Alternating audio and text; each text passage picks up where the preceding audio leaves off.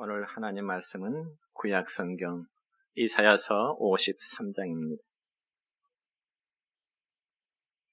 이사야 53장은 구약 성경 1033쪽에 있습니다. 53장 1절부터 7절에 있는 말씀까지 봉독에 올리겠습니다. 우리가 전할 것을 누가 미뤘느냐? 여호와의 팔이 누구에게 나타났느냐? 그는 주 앞에서 자라나기를 예언한 순 같고 마른 땅에서 나온 뿌리 같아서 고운 모양도 없고 풍채도 없은즉 우리가 보기에 흠모할 만한 아름다운 것이 없도다. 그는 멸시를 받아 사람들에게 버림받았으며 간고를 많이 겪었으며 질고를 아는 자라. 마치 사람들이 그에게서 얼굴을 가리는 것 같이 멸시를 당하였고 우리도 그를 귀히 여기지 아니하였도다. 그는 실로 우리의 질고를 지고 우리의 슬픔을 당하였거늘 우리는 생각하기를 그는 징벌을 받아 하나님께 맞으며 고난을 당한다 하였노라. 그가 찔림은 우리의 허물 때문이요 그가 상함은 우리의 죄악 때문이라. 그가 징계를 받음으로 우리는 평화를 누리고 그가 채찍에 맞음으로 우리는 나음을 받았도다. 우리는 다 양 같아서 그릇 행하여 각기 제 길로 갔거늘 여호와께서는 우리 모두의 죄악을 그에게 담당시키셨도다. 그가 곤욕을 당하여 괴로울 때에도 그의 입을 열지 아니하였으며 마치 토수장으로 끌려가는 어린 양과 털 깎는 자 앞에서 잠잠한 양같이 그의 입을 열지 아니하였도다. 아멘. 사랑과 축복의 메시지 나누겠습니다. 사랑하고 축복합니다. 사랑하고 축복합니다. 오늘은 구약성경 이사야서 53장 1절부터 7절에 있는 말씀을 중심해서 날 위하여라는 제목으로 말씀을 선포하고자 합니다. 여러분, 사람이라면 어느 누구나 자기를 곁에서 항상 지켜보면서 또한 사랑과 관심을 가져주는 사람이 있다면 그는 정말 행복한 삶을 살아가고 있는 것입니다. 그런 반면에 내 주위에 아무런 사람도 나에 대한 관심과 또한 사랑을 베풀어주는 사람이 없다면 우리 자신의 삶은 무기력할 수밖에 없는 것입니다. 그렇다면 여러분은 여러분의 곁에서 항상 관심과 사랑을 보여주는 사람을 얼마나 두고 계십니까? 아마 가정에서는 부모님들이 자녀들에 관하여 항상 관심과 그리고 사랑을 가질 것이고 또한 사랑하는 배우자들끼리는 서로 사랑과 관심을 갖게 될 것입니다. 그리고 예수 믿는 우리 성도들에게는 하나님께서 우리에 대한 사랑과 관심을 지금도 가지고 계시는 것입니다. 여러분 그렇게 생각하십니까? 지금 이 순간도 하나님은 저와 여러분에 대하여 무한한 관심과 사랑 가지고 계심을 믿으시기를 바랍니다. 그러면 과연 하나님이 우리를 사랑하시기 위한 그 방법은 어떠했을까요? 그것은 바로 아들이신 예수님을 우리에게 내어주심입니다. 그리고 그러한 사실을 오래전 구약시대 하나님은 선지자들을 통해서 말씀하셨는데 오늘 말씀은 하나님께서 이사야 선지자를 통해서 주신 말씀으로 함께 은혜를 나누고자 합니다. 그렇다면 과연 예수님이 우리 가운데 어떠한 방법으로 오셔서 우리에게 사랑을 베풀어 주셨을까요? 첫째는 멸시를 당하심으로 당신의 사랑을 우리에게 베풀어 주셨던 것입니다. 오늘 3절 첫 부분의 말씀 보면 이렇습니다. 시작. 그는 멸시를 받아 사람들에게 버림받았으며 아멘.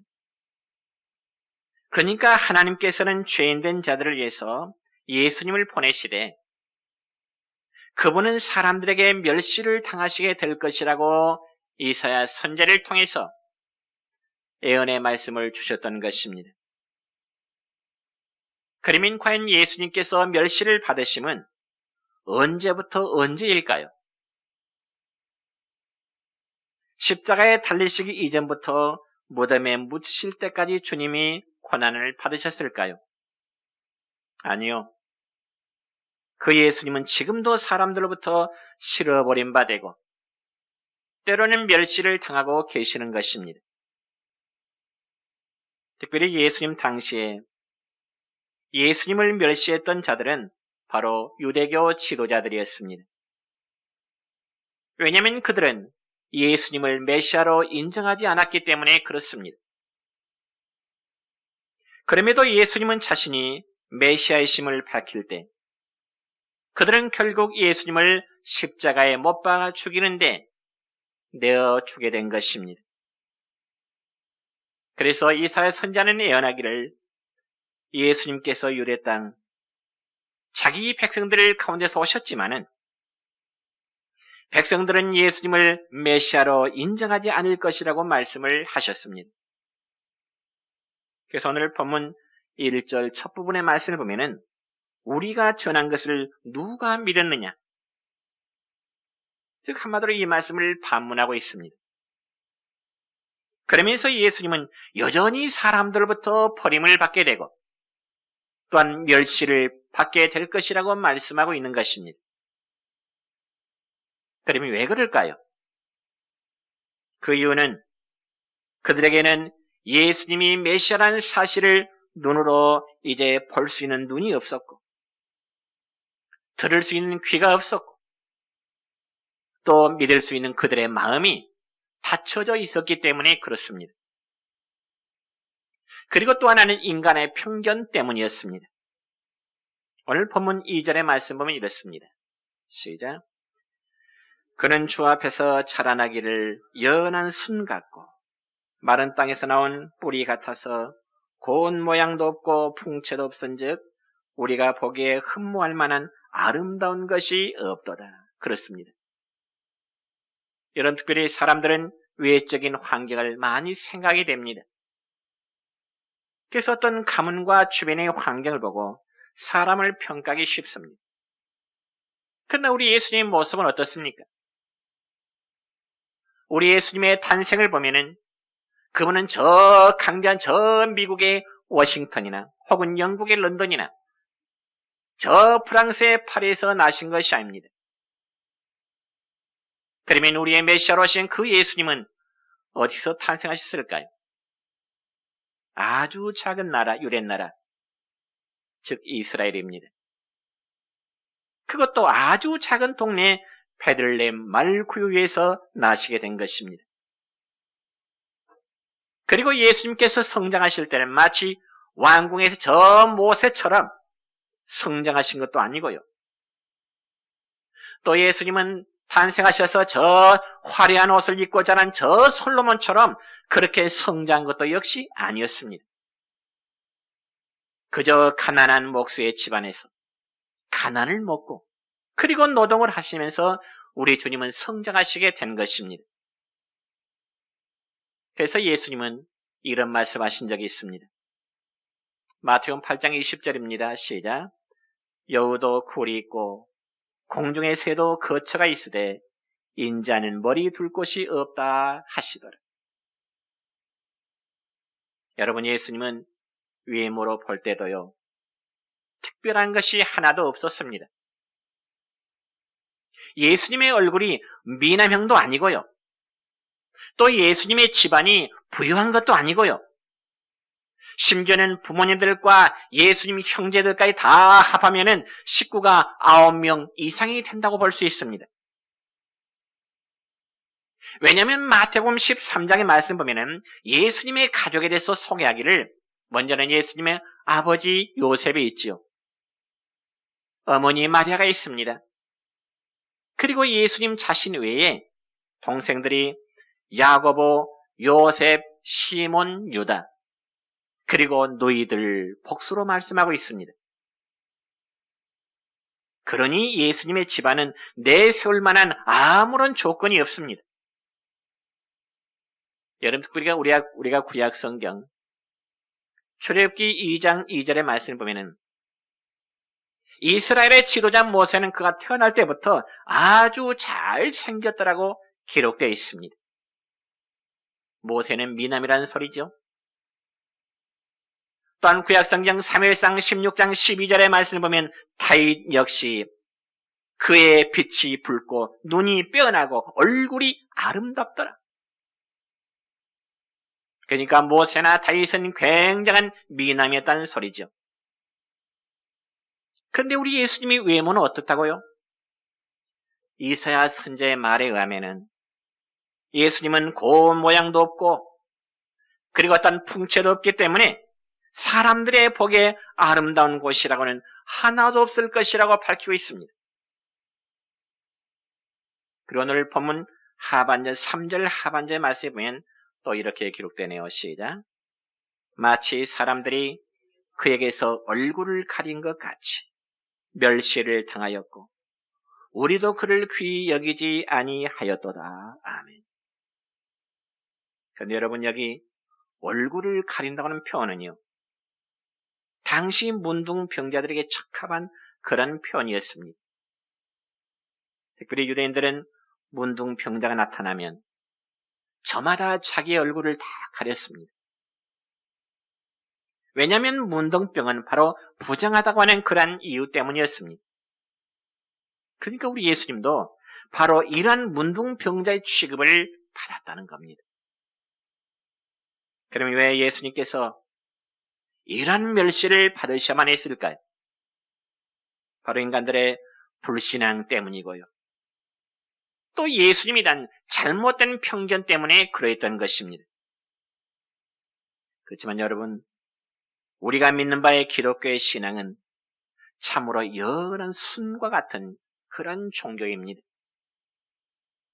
그래서 예수님을 소개할 때 예수님은 자라나는 연한 순 같다고 했듯이 기독교는 한마디로 고난의 종교입니다. 그러나 그 고난의 연한 순은 결코 꺾어지지 않습니다. 비록 십자가에서 우리 주님이 고난을 받으시고 숨을 거두어 그리고 무덤 속에 묻히셨지만은 그 예수님은 다시금 부활하시게 된 것입니다. 이것은 마치 구약성경에 요셉이 자기 형들에게 미움을 받아서 실어버린 바 되었지만은 하나님이 그를 들어서 애굽의 총리 대신으로 삼으신 것과 같고요. 또한 사울에게서 배척을 당한 다윗을 하나님께서 이스라엘의 왕으로 세우신 것과 같은 바로 그런 모습입니다. 그러므로 사랑하는 성도 여러분이여, 예수님이 저와 여러분을 위해서 멸시를 당하심은 곧 우리를 구원하시고자 하심 때문입니다. 그러니 우리는 그 예수님을 따를 수밖에 없고 그리고 그 예수님을 자랑할 수밖에 없습니다. 그러면 사람들은 저마다 외형을 보고 풍채체물 학력 출세를 보게 되죠. 그러나 우리는 이 시간에 바울의 말 한번 기억하십시다. 갈라디아서 6장 14절 첫 부분의 말씀 보면 이렇습니다. 시작. 내게는 우리 주 예수 그리스도의 십자가 외에 결코 자랑할 것이 없으니 아멘. 우리의 자랑거리 역시 나를 위해서, 우리 모두를 위해서 대신 멸시를 받으셨던 그 주님을 자랑해야 되겠습니다. 그리고 그 주님보다 더 좋은 친구가 없음도 우리는 함께 고백해야 될 것입니다.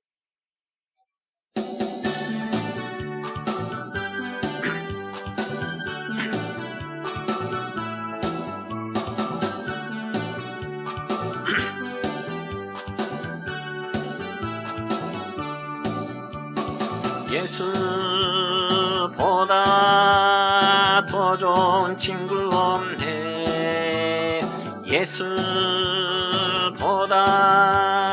더 귀한 친구 없네. 예수보다 더 좋은 친구 없네. 예수보다 더 귀한 친구 없네. 괴로울 때 와서 신실하신 나의 참 친구, 외로울 때 찾아와서 친구가 되어주는 사랑 많은 나의 참 친구, 주 예수 사랑하리라.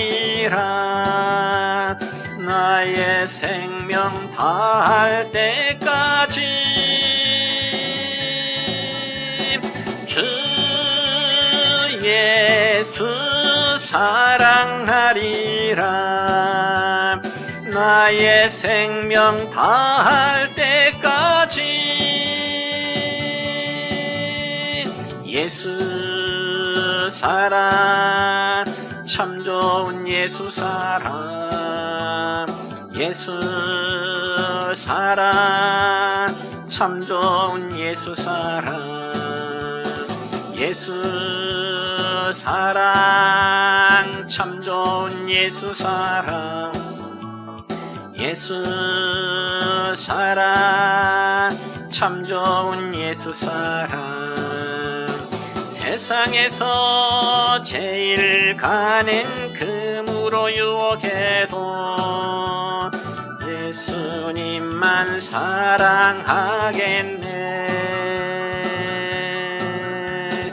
세상에서 제일 높은 명예를 준다 해도 예수님만 따라가겠네.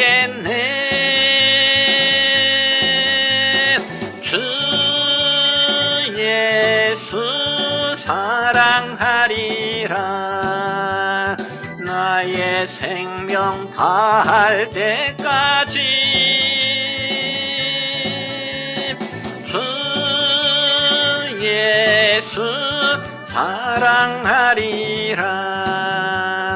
나의 생명 다할 때까지.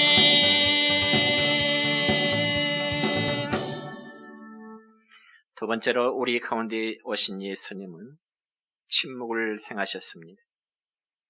오늘 본문 7절의 말씀입니다. 시작.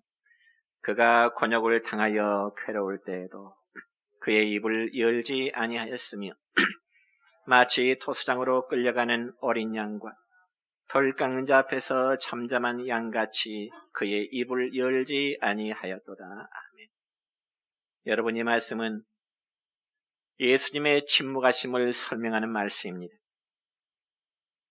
여러분, 사람이 힘이 없어서 침묵하는 것은 슬픈 일이고 말할 줄 몰라서 입을 다문 것은 불행한 일입니다. 그러나 힘도 있고 말할 능력도 있는데 침묵한다면 그 침묵은 웅변은 은이고 침묵은 금이라는 말을 우리가 다시 한번 되새길 필요가 있습니다. 그러면 어떤 사람은 행동보다 말을 앞세우는 성도가 있습니다. 그리고 실천보다 이론을 앞지르는 성도도 있죠. 그렇다면 그러한 분들은 잠언 13장 3절의 말씀에 한번 귀를 기울여 봐야 됩니다. 시작. 입을 지키는 자는 자기의 생명을 보존하나 입술을 크게 벌리는 자에게는 멸망이 오느니라. 그러므로 오늘 본문 7절의 말씀은 어린 양이신 예수님의 침묵을 소개하고 있는데 이 말씀을 둘로 나누면 이렇습니다. 첫째는 예수님의 침묵은 죽음 앞에서의 침묵이었습니다.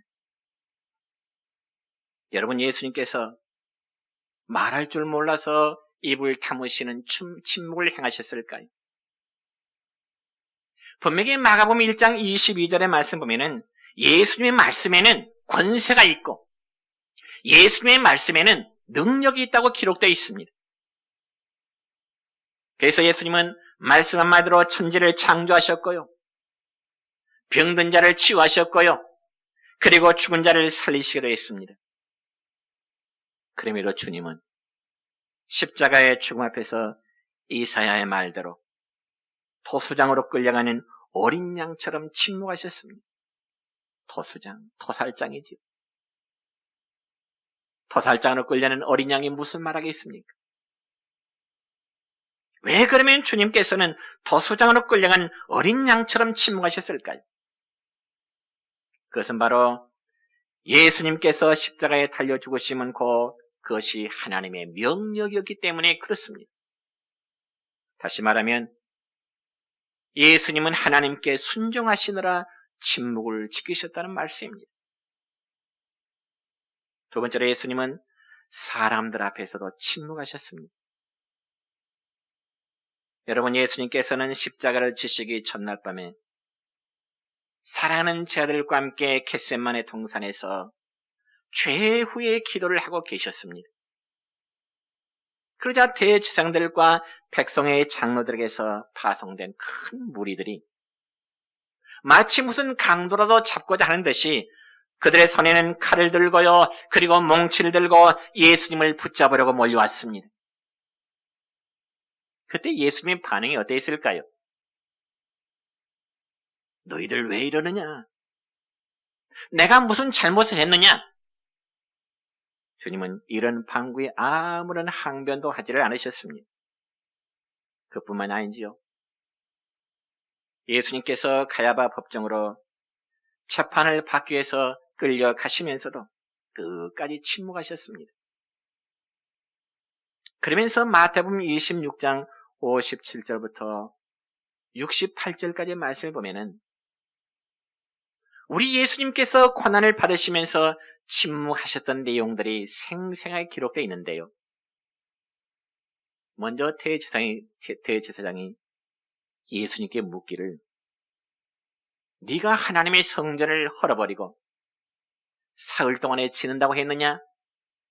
대제사장이 예수님에게 이런 질문할 때 예수님은 침묵하셨습니다. 그래서 마태복음 26장 67절의 말씀 보면 이렇게 기록됩니다. 시작. 이에 예수의 얼굴에 침 뱉으며 주먹으로 치고 어떤 사람은 손바닥으로 때리며, 여러분, 상대방의 얼굴에 침을 뱉은 일, 얼마나 모욕적인 행위입니까? 근데 주님은 침 뱉음을 당하셨고요. 주님은 주먹으로 맞으셨고요. 또 손바닥으로 때림을 당했습니다. 그럼에도 예수님은 침묵하셨습니다. 그리고 마태복음 27장 12절의 말씀입니다. 시작. 대제사장들과 장로들에게 고발을 당하되 대답도 아니하신지라. 그러므로 이사야 선지자는 이러한 예수님을 애원하면서 마치 풀 깎는 자 앞에서 잠잠한 양같이 우리 주님은 당신의 입을 열지 아니었다고 기록되어 있습니다. 그런데 저를 포함해서 우리 모두는 어떻습니까? 누가 나에게 조그만 자존심이라도 건들면은 견딜 수 없지 않습니까? 우리의 자존심을 건듭니다. 그러나 우리 예수님에게는 자존심이 문제가 아니었습니다. 성경 어디를 보아도 예수님은 신경질 내신 적이 없고요. 예수님은 핏대를 올린 적이 없습니다. 그리고 예수님은 그 누구와도 다투지를 않으셨고요. 그저 잠잠한 어린 양같이 침묵만을 지키고 계셨을 뿐입니다. 왜 주님이 그렇게 하셨을까요? 왜? 그것은 바로 우리의 죄인들을 위한 속죄의 완성을 이루시기 위해서였습니다. 그래서 예수님은 자질구레한 일로 입을 열지 않으셨습니다. 여러분, 옛말에요, 간신배들은 말이 많고요, 혁명가들은 입이 무겁다는 말이 있습니다. 우리나라의 정치사를 한마디로 표현한 거겠죠. 간신들이 말이 많아요. 혁명가는 입이 무겁습니다. 그러니까 입이 가벼운 사람들은 큰 일을 할 수 없다는 거죠. 여러분, 실제로 큰 일을 하는 사람들의 특징이 무엇인 줄 아십니까? 한마디로 잔소리가 없습니다. 그런데 교회 안에도 종종 두 종류의 성도가 있습니다.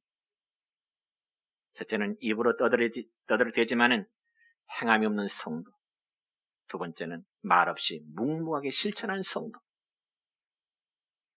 그런 성도 여러분이요, 우리는 침묵 중에 말씀을 실천하는 성도 여러분의 시기를 축원합니다. 세 번째로 우리 가운데 오신 예수님은 이제는 고난을 당하셨습니다. 오늘 본문 4절의 말씀입니다. 시작. 그는 실로 우리의 질고를 지고 우리의 슬픔을 당하였거늘 우리는 생각하기를 그는 징벌을 받아 하나님께 맞으며 고난을 당한다 하였노라. 아멘. 여러분, 어느 교회나 교회를 상징하는 어떤 심벌 중에 하나는 바로 십자가입니다. 그래서 건물의 형태가 최고급 재료를 사용해서 지어진 고급 건물이든지 아니면 나뭇가지 몇 개만을 연결해서 정말 그늘만을 만들어 놓고 예배드리는 교회당이든지 반드시 교회를 상징하면은 바로 십자가가 세워져 있습니다. 그러면 그 십자가는 어떤 의미가 있을까요? 고난을 상징합니다. 십자가는 고난을 상징합니다. 그래서 설교에 다시 찬송했지만은 찬송 150장에 보면은 이런 찬송이 있죠. 갈보리 산 위에 같이 한번 할까요?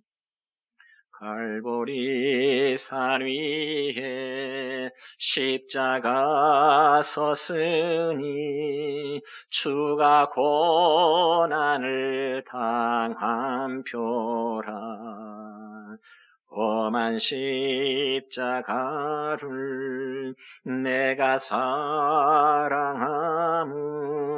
주가 보혈을 흘림이라. 죄웃음을 얻기까지 주의 십자가 사랑하리.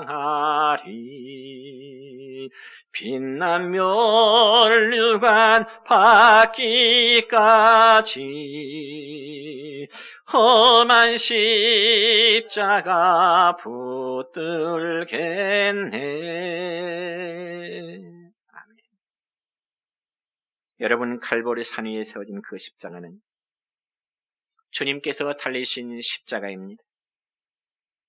그래서 예수님의 머리에는 가시 멸류관이 씌워져 있기 때문에 가시에 찔린 그 이마에는 아마 피가 주룩주룩 흘러 내려왔습니다. 그리고 손바닥을 꿰뚫은 큰 못이 예수님의 부드러운 살을 찢고 뼈를 뚫었습니다. 또한 십자가에 달리신 예수님 몸이 늘어질수록 살이 점점 찢어지고 붉은 피가 계속 흘러내릴 수밖에 없습니다. 그리고 무지한 로마 군병들은 날선 창으로 예수님의 옆구리와 가슴까지 창으로 찌르게 된 것입니다. 그래서 예수님은 그러한 고통을 잠깐 동안만 겪은 것이 아닙니다. 성경에는 예수님은 십자가의 고통을 무려 6시간이나 당하셨습니다. 6시간 동안이나. 그래서 십자가 위에서 남기신 예수님의 절규하심이 무엇입니까? 엘리 엘리 라마 사박다니, 즉 나의 하나님 나의 하나님 어찌하여 나를 버리십니까? 참으로 예수님은 사람들로부터 버림을 받으셨고요, 사랑하는 제자들로부터도 버림을 받으셨고요, 또 자신을 이 땅에 보내신 하나님 아버지로부터도 예수님은 버림을 받으셨던 것입니다. 그래서 부르짖기를 아버지 아버지 어찌하여 나를 버리십니까? 절규할 수밖에 없었다는 거지. 그러므로 우리는 예수님이 달리신 그 십자가를 바라볼수록 은혜가 되지 않을 수 없습니다. 그래서 우리는 이런 찬송의 고백을 하게 되지요. 십자가를 내가 지고 주를 따라가도다. 이제부터 예수로만 나의 보배 삼겠네. 여러분 정말 그렇습니까?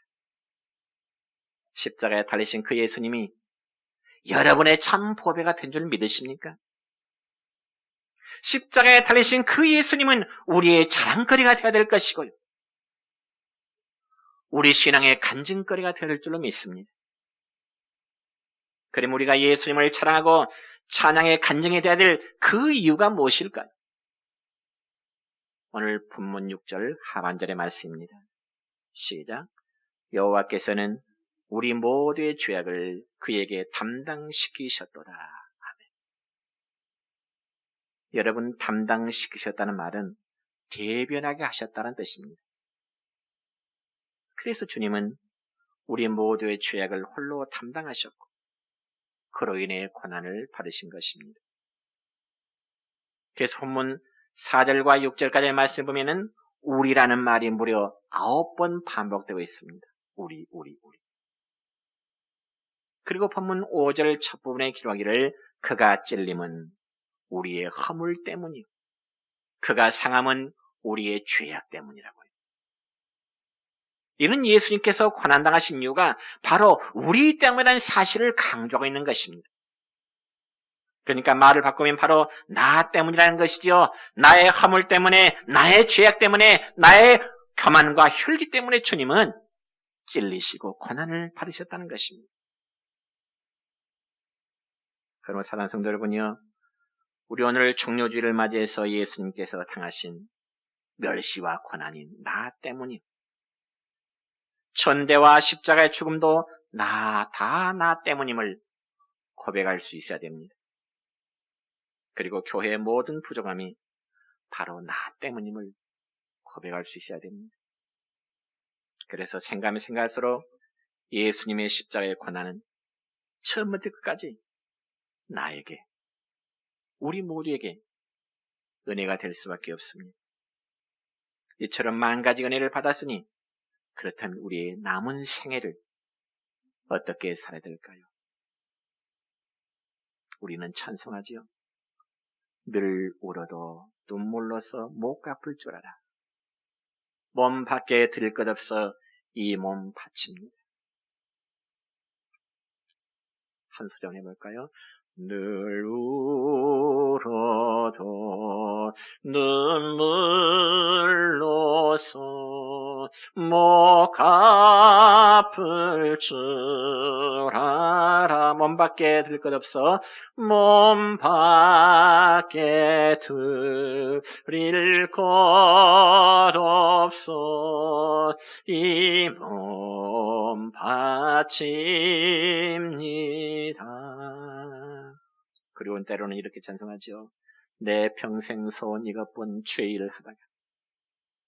정말 우리의 남은 생애가 십자가에 못 박히는 그런 생애가 되어야 됩니다. 그리고 주님 지신 십자가에 동참하는 그런 삶이 되어야 됩니다. 주님은 저와 여러분을 위하여 몸버렸건만 나는 주님을 위해서 무엇을 드리냐를 묵상하면서 정말 예수님의 고난에 동참하시는 삶이 되기를 주님의 이름으로 축원합니다.